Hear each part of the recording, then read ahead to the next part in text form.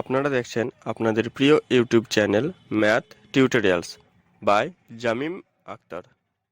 আজকে আমরা মাধ্যমিকের জন্য কিছু গুরুত্বপূর্ণ শর্ট কোশ্চেন করব, যেগুলো এক্সামে আসার জন্য খুবই গুরুত্বপূর্ণ। তাহলে দেখা যাক যে কোশ্চেনগুলো আজকে আলোচনা করব, তার মধ্যে প্রথম কোশ্চেন কী আছে। প্রথম কোশ্চেন বলছে √7 প্লাস √2 ও √6 প্লাস √3 এর মধ্যে কোনটি বড়।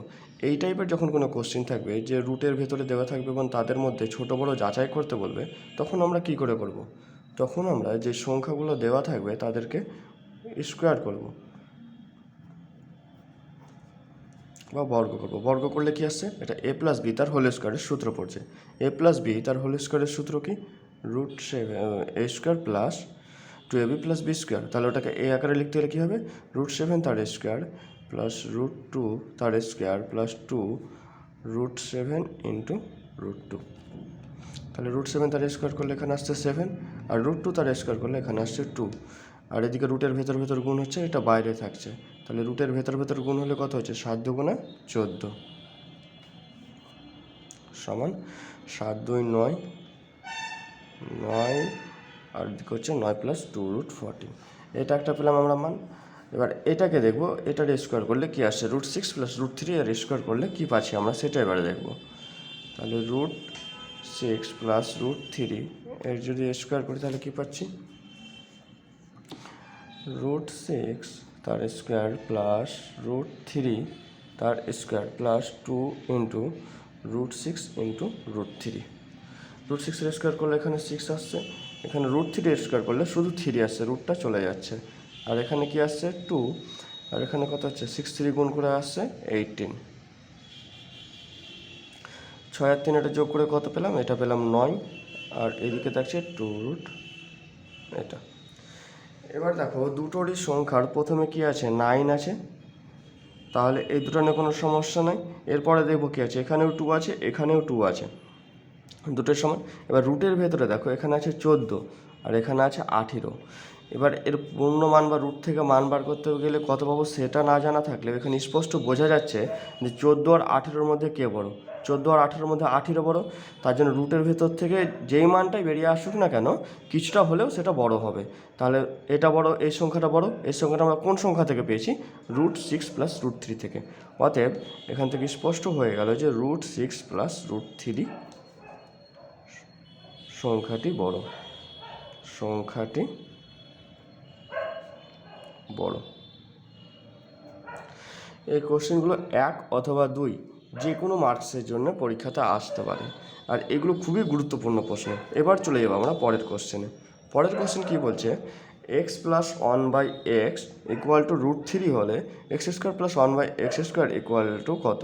এটা একটা মান বার করতে বলেছে, আর একটা মান বার করতে বলেছে x⁴ plus 1/x⁴ equal to কত। তাহলে প্রথমে আমরা এই মানটা বার করব, দেখি কত আসে। x plus 1/x equal to √3, এর স্কোয়ার করবো উভয়পক্ষকে স্কোয়ার করলে এটা কি আসছে, x প্লাস 1/x এর হোল স্কোয়ার, এটা কি পড়ছে a প্লাস বি তার হোল স্কোয়ারের সূত্র পড়ছে। তাহলে a প্লাস বি তার হোল স্কোয়ারের সূত্র পড়ছে, এই সূত্রটা কি, a² plus 2ab plus B square. তাহলে এখানে কি আসছে, x² plus 2 into x into 1/x plus 1/x তার স্কোয়ার ইকুয়াল টু √3 তার স্কোয়ার করলে এখানে 3 পাচ্ছি, এই এক্স কেটে যাচ্ছে। তাহলে কী পড়ে থাকছে, x² প্লাস 1/x²। এই অঙ্কগুলোর ক্ষেত্রে আমাদেরকে যেটার মান বার করতে বলবে সেটাকে একদিকে রেখে বাকিগুলোকে আরেক দিকে পাঠিয়ে দেবো। তাহলে এখানে কি থাকছে, শুধু 3, আর এদিকে কী পড়ে থাকছে +2, ওইদিকে যে কী হয়ে যাবে -2। তাহলে এখান থেকে কত পাচ্ছি 1। তাহলে কী পেলাম আমরা, x² প্লাস 1/x² এর মান পেলাম আমরা 1। এবার বি এর কোশ্চেনের অ্যান্সারটা কী হচ্ছে দেখা যাক। এখানে x⁴ প্লাস 1/x⁴ এর মান বার করতে বলেছে। তাহলে আমরা এটাকে কাজে লাগিয়ে মানটা বার করব। কী পেলাম তাহলে আমরা, x² plus 1/x² equal to 1 পেলাম। যেহেতু এখানে এখানে স্কোয়ার আছে আর এখানে 4 আছে, তাহলে আমাকে কী করতে হবে, আবার এটাকে বর্গ করতে হবে।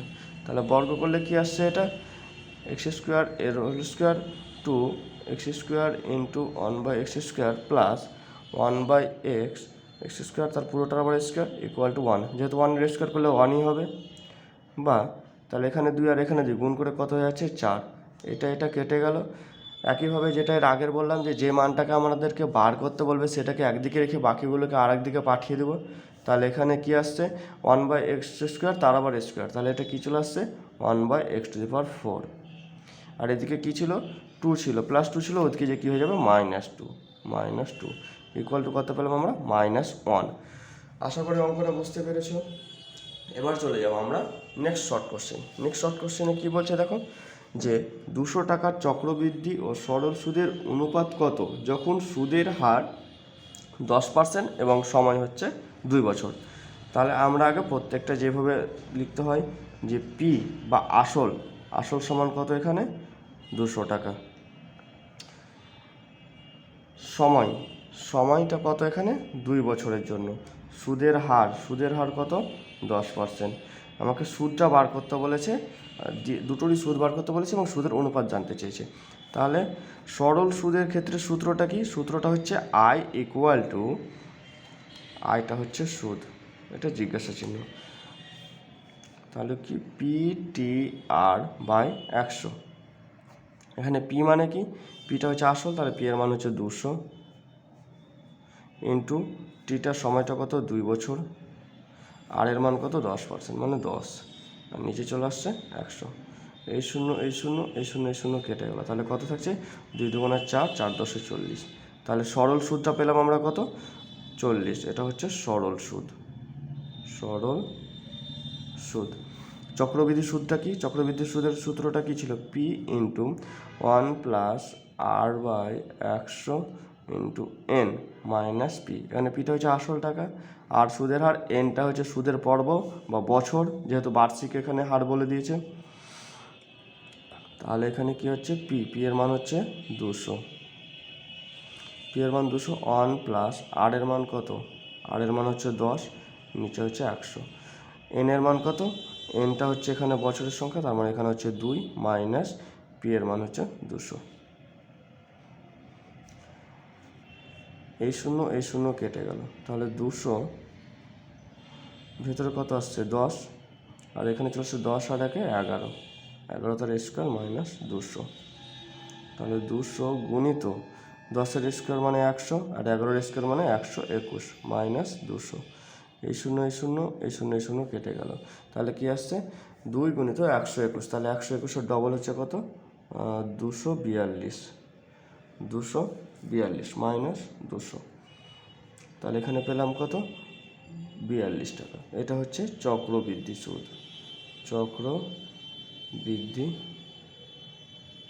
সুদ। অতএব এই দুটার অনুপাত কত হচ্ছে, এই দুটার অনুপাত হচ্ছে, তাহলে সরল সুদ ও চক্রবৃদ্ধি সুদ এর অনুপাত। সরল সুদ কত, সরল সুদ হচ্ছে 40 চক্রবৃদ্ধি হচ্ছে 42। এটাকে অনুপাত 2 দিয়ে ভাগ করলে এটা চলে আসছে 20, আর এটা চলে আসছে 21। তাহলে সরল সুদ আর চক্রবৃদ্ধি সুদের অনুপাত হচ্ছে 20:21। আশা করি বুঝতে পেরেছো। এবার আমরা চলে যাব এর পরের কোশ্চেন কি বলছে, ax² + bx + c = 0। এখানে এর মান কত হলে সমীকরণটি দ্বিঘাত সমীকরণ হবে না।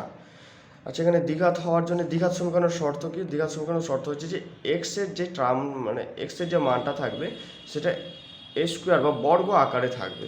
তাহলে এখানে বর্গ আকারে একমাত্র এখানে একটাই টার্ম আছে, তাহলে এই টার্মটা, এর মান কত হলে এই টার্মটা থাকবে না, এর মান এখানে যদি এর মান তাহলে কত, যদি 0 হয় তাহলে পুরোটাই 0 হয়ে যাবে, 0 × x² + bx + c = 0।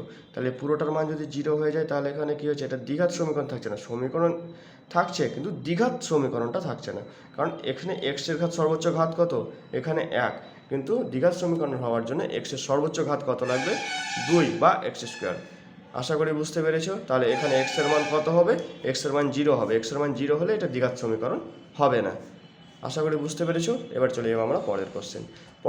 এখানে কি বলছে, এ ও বি এর মূলধনের অনুপাত 7:11 এবং মোট লাভ হয়েছে কত 720 টাকা। তাহলে বি এর লাভের পরিমাণ কত, তাহলে এ আর বি এর মূলধনের অনুপাত কত, a/b সমান হচ্ছে 7:11। মোট লাভ হয়েছে কত, মোট লাভ সমান হচ্ছে 720 টাকা। আমরা জানি যে লাভ লস যাই হোক না কেন সেটা মূলধনের অনুপাতে তারা ভাগ করে, তারা বলে না প্রত্যেকেই ভাগ করে। সে লস হলে মূলধনের অনুপাতে তারা আবার টাকাটা দিতে হয়, আর যদি লাভ হয় তাহলে মূলধনের অনুপাতে তারা টাকাটা আবার বার করে নেয়, যে কে কত টাকা ব্যবসায় ইনভেস্ট করেছে বা লাগিয়েছে তার অনুপাতে তারা যে কোনো জিনিস ভাগ করে। তাহলে এখানে মূলধন অনুপাত বলে দিয়েছে 7:11। আচ্ছা, এখানে 7টা হচ্ছে এর মূলধনের অনুপাত, আর হচ্ছে বিয়েরটা হচ্ছে 11 পরিমাণটা। তাহলে এখানে কিসের মান জানতে চেয়েছি? বি এর লাভের পরিমাণ। তাহলে বি এর লাভের পরিমাণ সমান হচ্ছে 720 গুণিত বি এর মানটা কত? বি এরটা হচ্ছে 11, আর নিচে লিখব কি? তাদের যোগফল, মানে হচ্ছে এখানে 11 + 7 ইকুয়াল টু হচ্ছে 720 ইন্টু 11/18। 18 দিয়ে এটা কেটে হচ্ছে 18 36 72 মানে 40। তাহলে এটা পেলাম কত? 40 গুণিত 11। তাহলে 40 গুণিত 11 সমান হচ্ছে 440। তাহলে বিয়ের লাভের পরিমাণ কত? 440 টাকা। আশা করি বুঝতে পেরেছো।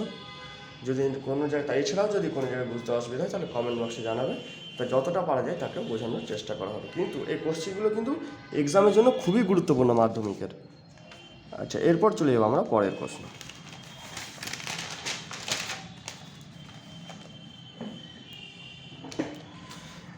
আচ্ছা, এর পরের কোশ্চেন কী বলেছে? সমকোণী সমদ্বিবাহু ত্রিভুজের কোণগুলির অনুপাত কত? সমকোণী সমদ্বিবাহু এ বি সি।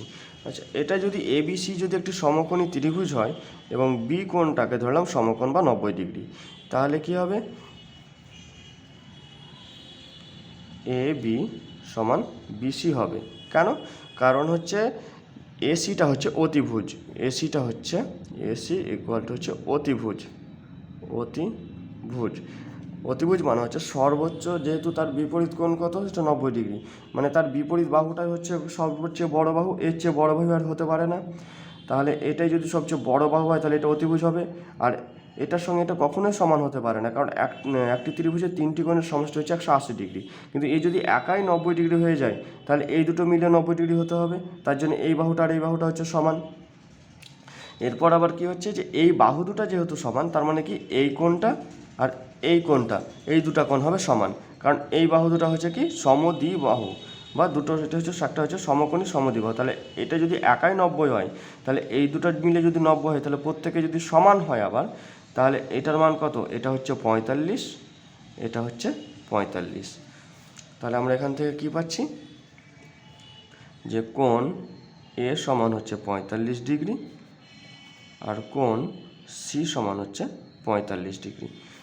অতএব কোণ এ ইস্টু কোণ বি ইস্টু কোণ সি ইকুয়াল টু কোণ এর মান কত? 45 ডিগ্রি, কোণ বি এর মান হচ্ছে 90 ডিগ্রি, কোণ সি এর মান হচ্ছে 45 ডিগ্রি।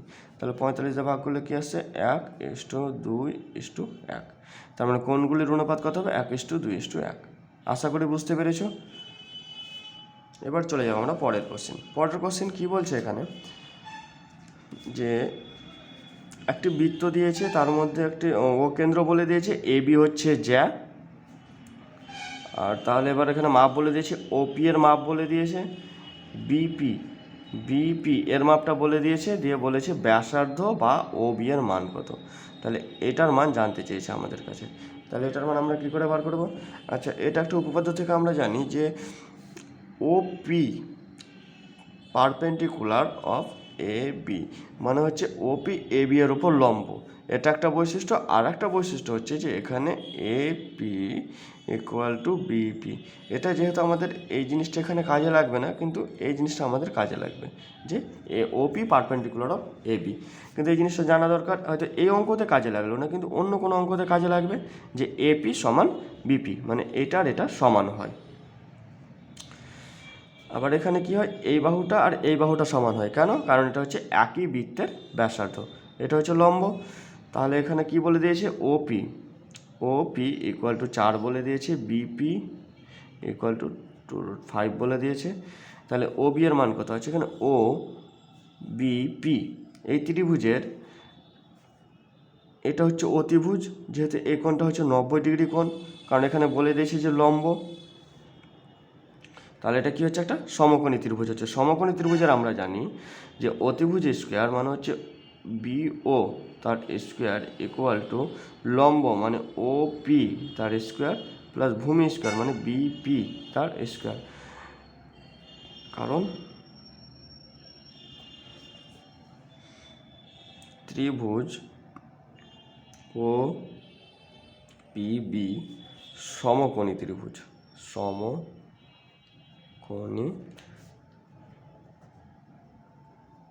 ত্রিভুজ। তাহলে সমকোণী ত্রিভুজ হলে তাহলে ওপি এর মান বলে দিয়েছে 4, তাহলে 4 স্কোয়ার প্লাস 2√5 তার স্কোয়ার ইকুয়াল টু হচ্ছে 16 প্লাস 2 2 4, 4 5 20, তাহলে এখানে পেলাম আমরা 36। তাহলে বিও তাহলে কত আছে, এটার স্কোয়ারটা ওদিকে গিয়ে কী হবে, √ওভার। তাহলে এখান থেকে কী পাচ্ছি, 36কে বাংলা আমরা পাবো 6 × 6 সমান পাচ্ছি আমরা 6। তাহলে ও বি এর মান কত হলো, ও বি এর মান হচ্ছে ও বি সমান হচ্ছে 6 সেমি। আশা করি বুঝতে পেরেছ। এবার চলে যাবো আমরা পরের কোশ্চেন। পরের কোশ্চেন কী বলছে, পরের কোশ্চেন বলছে এখানে যে ত্রিভুজ এবিসি এর এবি আর এসি সমান, এবি আর এসি এই বাহু দুটো সমান, কোণ বিএসি, কোণ বিএসি এই কোণটার মান জানতে চেয়েছে, আর এবিসি এই কোণটার মান জানতে চেয়েছে। ঠিক আছে, এখানে করা যাক তাহলে। আচ্ছা, এটা হচ্ছে বহিস্থ কোণ। বহিস্থ কোণের আর একটা বৈশিষ্ট্য হচ্ছে যে অন্তস্থ বিপরীত কোণগুলোর সমষ্টি বা যোগফলের সঙ্গে সমান হয়। আর আরেকটা জিনিস এখানে হচ্ছে কোণ বিসিডি, এটা হচ্ছে একটা সরল কোণ। সরল কোণ মানে কত, এর মান হচ্ছে 180 ডিগ্রি।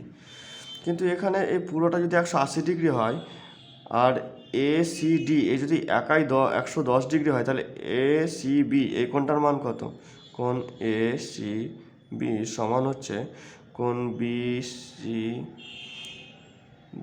মাইনাস কোণ এসিডি। তাহলে বিসিডি হচ্ছে 180 ডিগ্রি মাইনাস এসিডি হচ্ছে 110 ডিগ্রি সমান সমান এটা হচ্ছে 70 ডিগ্রি। কোণ এসিবি এই কোণটার মান পেলাম আমরা 70 ডিগ্রি। এবার চলে আসবো, এখানে জানতে চেয়েছে তাহলে এই কোণটার মান। আচ্ছা, আবার এখানে আরেকটা জিনিস দেখো বলে দিয়েছে যে এসি আর এবি এই দুটো সমান, তাহলে এটা কি সমদ্বিবাহু ত্রিভুজ। এই দুটো যদি এটা যদি সমদ্বিবাহু ত্রিভুজ হয়, তাহলে এই বাহু আর এই বাহু সংলগ্ন কোণ দুটাও সমান, মানে এটা যদি 70 ডিগ্রি হয় তাহলে এই কোণটার মান কত হবে, 70 ডিগ্রি। তাহলে এখানে একটা কোণের মান হয়ে গেল, একটার মান আমরা পেয়ে গেলাম, যেটা হচ্ছে এবিসি সমান হচ্ছে 70 ডিগ্রি। যেহেতু এই কোণটার মান 70 ডিগ্রি আর এরা হচ্ছে সমদ্বিবাহু ত্রিভুজ, আর এই বাহু দুটো সমদ্বিবাহুর কী হচ্ছে, কোণ হচ্ছে সংলগ্ন। তাহলে একটা মান আমরা পেয়ে গেলাম, এটার অ্যান্সার পেয়ে গেলাম। এবার এটার অ্যান্সার বের করবো, বিএসি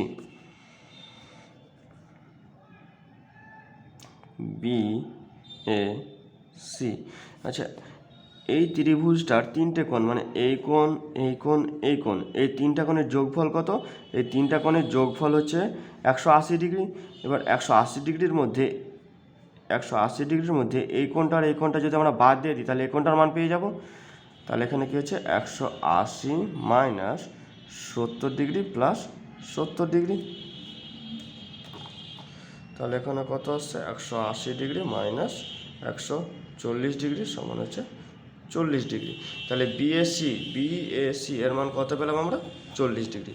আশা করি বুঝতে পেরেছ, এর মানটা পেলাম আমরা 40 ডিগ্রি। এরপর চলে যাবো আমরা পরের কোশ্চেন। পরের কোশ্চেন কী বলছে, একটি বৃত্ত দিয়েছে, বৃত্তর মধ্যে একটা কী আছে, ত্রিভুজ আছে, যার ত্রিভুজটার এবি আর এসি সমান, এই বাহুটা আর এই বাহুটার সমান।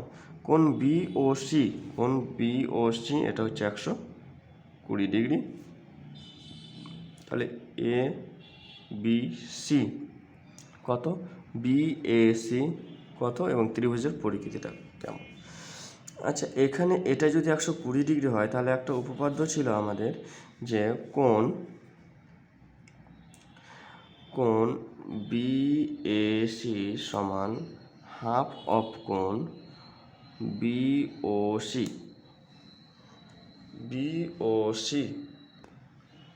তাহলে এখানে বিওসিটা কত আসছে, বিওসিটা বলে দিয়েছে এখানে, বিওসিটা হচ্ছে 120 ডিগ্রি। তাহলে এটা কেটে গিয়ে কত আসছে, 60 ডিগ্রি। তাহলে বিএসি এই কোণটার মান পেলাম আমরা 60 ডিগ্রি। আচ্ছা, এটা যদি একাই 60 ডিগ্রি হয়, আবার এই বাহুটা আর এই বাহুটা হচ্ছে সমান, তাহলে এই বাহুটা যদি সমান হয় তাহলে এই কোণটা সমান হবে। তাহলে এই কোণ দুটো যদি সমান হয়, এর আগে আমরা বললাম যে একটি ত্রিভুজের 3টি কোণের সমষ্টি হচ্ছে 180 ডিগ্রি, কিন্তু এই যদি একাই 60 ডিগ্রি হয় তাহলে বাকি দুটো মিলিয়ে কত হবে, -60, মানে হচ্ছে 120 ডিগ্রি হতে হবে। এবার এই দুটো মিলিয়ে যদি 120 ডিগ্রি হয়, কিন্তু এর আবার প্রত্যেকে সমান, তাহলে আমরা কি পাচ্ছি, কোণ এ বি সি প্লাস কোণ এ সি বি সমান হচ্ছে 120 ডিগ্রি। কিন্তু আবার এই দুটা কোণ প্রত্যেকেই সমান, তাহলে প্রত্যেকে যদি সমান হয় তাহলে আমি লিখতে পারি যে এ বি সি প্লাস কোণ এ বি সি সমান হচ্ছে 120 ডিগ্রি। তাহলে 2 কোণ এ বি সি সমান হচ্ছে 120 ডিগ্রি। তাহলে কোণ এ বি সি সমান হচ্ছে 120 ডিগ্রি বাই 2 সমান হচ্ছে 60 ডিগ্রি। এটা কেটে গেল। আশা করি বুঝতে পেরেছো। তাহলে এখানে দুটো কোণের মান আমরা কী পেলাম, একটা পেলাম কোণ এ বি সি সমান হচ্ছে এ বি সি সমান হচ্ছে 60 ডিগ্রি, আর আরেকটা কোণ হচ্ছে বি এ সি সমান হচ্ছে 60 ডিগ্রি। তাহলে এই দুটো দিয়ে তাহলে প্রত্যেকটা কোণ 60 ডিগ্রি করে হলো। তাহলে ত্রিভুজটা কেমন হচ্ছে, ত্রিভুজটা হচ্ছে সমবাহু ত্রিভুজ। আশা করি বুঝতে পেরেছো।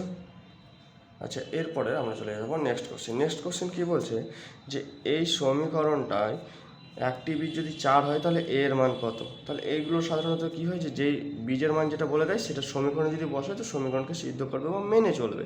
তাহলে এক্সের জায়গায় যদি আমরা 4 বসাই তাহলে এটার মান কত আসবে, 0 আসবে। তাহলে দেখা যাক, 4 square plus -6 × 4 plus A equal to 0, যেহেতু মেনে চলবে, যেহেতু একটা বীজ বলে দিয়েছে, তাহলে 4 4 16, 4 6 24 প্লাস এ ইকুয়াল টু 0, বা এ ইকুয়াল টু, এটা বিয়োগ করে কত আসছে 8, এদিকে থাকছে -8। তাহলে এইদিকে এসে কি হয়ে যাবে, এদিকে এসে হয়ে যাবে এ ইকুয়াল টু হয়ে যাবে +8। তাহলে এর মান কত হবে, +8 হবে। আশা করি বুঝতে পেরেছো। তাছাড়াও যদি কোনো কিছু জায়গায় বুঝতে অসুবিধা হয় তাহলে আমাদেরকে কমেন্ট বক্সে জানাবে, সেই সমস্যাটাকে যথাযথভাবে সমাধান করার চেষ্টা করব। ঠিক আছে, আশা করি বুঝতে পেরেছো। আজকে এই পর্যন্ত থাকলো, পরের দিন আমরা আরও কিছু শর্ট কোশ্চেন নিয়ে আলোচনা করব। ভিডিওটি ভালো লাগলে লাইক, শেয়ার এবং কমেন্ট করুন, আর চ্যানেলটি সাবস্ক্রাইব করে পাশে থাকা বেল আইকনটি ক্লিক করুন। ম্যাথ সংক্রান্ত নিত্য নতুন ভিডিও পাওয়ার জন্য আমাদের চ্যানেলের সঙ্গে থাকুন।